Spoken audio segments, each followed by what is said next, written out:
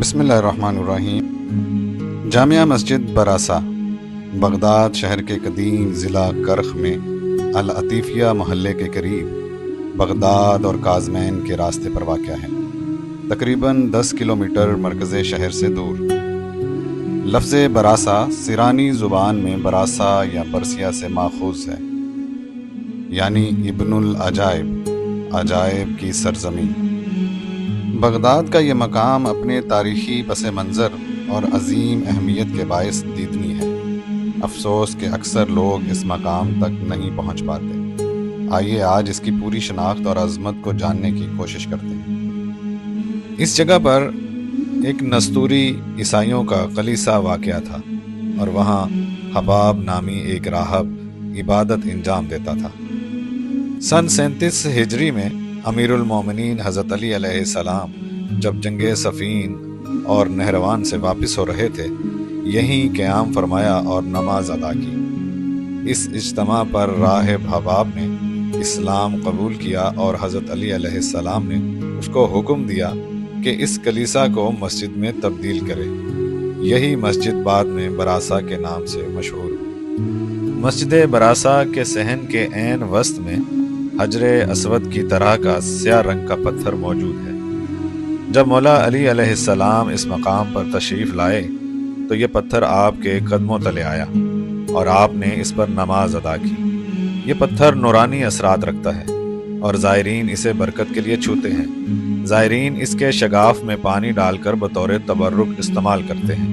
شیعہ علماء نے اسے یادگار ولایت اور مقام تبرک قرار دیا ہے۔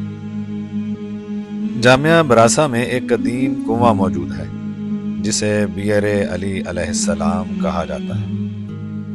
روایات کے مطابق جب امام علی علیہ السلام اس مقام پر قیام پذیر ہوئے تو پانی کی ضرورت پیش آئی۔ آپ نے اپنے مبارک ہاتھوں سے زمین پر ضرب لگائی اور معجزانہ طور پر اس جگہ سے پانی کا چشمہ جاری ہوا۔ اس کنویں کے پانی کو شفا بخش اور متبرک سمجھا جاتا ہے۔ صدیوں تک لوگ یہاں سے پانی لیتے رہے اور آج بھی اس کی زیارت زائرین کے لیے باعث سعادت ہے۔ بغداد شہر میں زائرین کی نظروں سے اوجھل یہ مقدس مقام بہت اہمیت رکھتا ہے۔ عبادت، معجزات، کرامات، علم و آگہی، ایمان و روحانیت کی ایک زندہ مثال جہاں بہت سے انبیاء نے قدم رکھا۔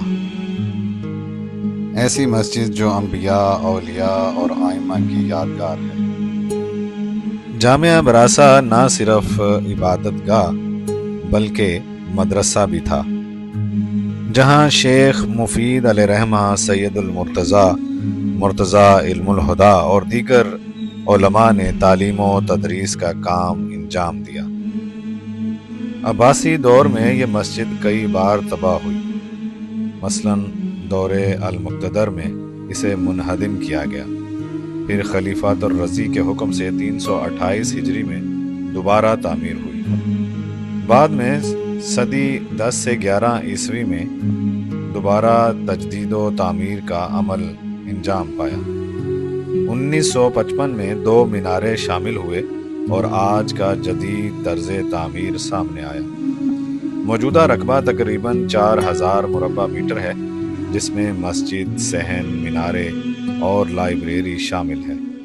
سال 2006 میں اس پر ایک خودکش حملہ بھی ہوا جس میں بہت سے زائرین شہید اور زخمی ہوئے تھے۔ علامہ مجلسی اور شیخ عباس قمی نے اس مسجد کی فضیلت بیان کرتے ہوئے اسے زیارت کے لیے خاص عزم اور تہجد کے لیے مقبول قرار دیا ہے۔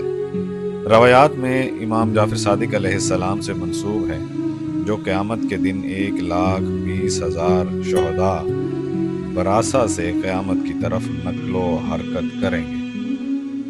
حضرت علی علیہ السلام نے اس مسجد کی خاص فضیلت بیان کی اور اس مقام کو ارض براسا بیت مریم قرار دیتے ہوئے فرمایا کہ یہاں حضرت مریم علیہ السلام نے حضرت عیسیٰ علیہ السلام کو زمین پر رکھا تھا اور مسجد کے بازو میں وہ پتھر بھی رکھا گیا ہے۔ عیسائی روایات اور شیعہ کتب کے مطابق حضرت مریم سلام اللہ علیہا حضرت عیسیٰ علیہ السلام کو لے کر اسی مقام پر پناہ گزین ہوئی۔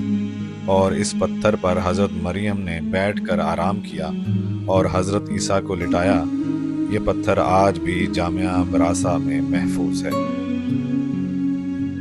یہ پتھر اس بات کی علامت ہے کہ یہ جگہ صرف مسلمانوں کے لیے ہی نہیں بلکہ تمام الہی ادیان کے لیے برکت و تقدس رکھتی ہے۔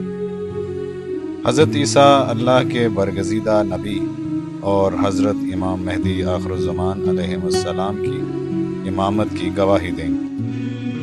یہ جامعہ صرف ایک عمارت نہیں بلکہ قلوب کو منور ولایتی کرامات کی تجسیم اور ہر روح کی تسکین کا باعث ہے۔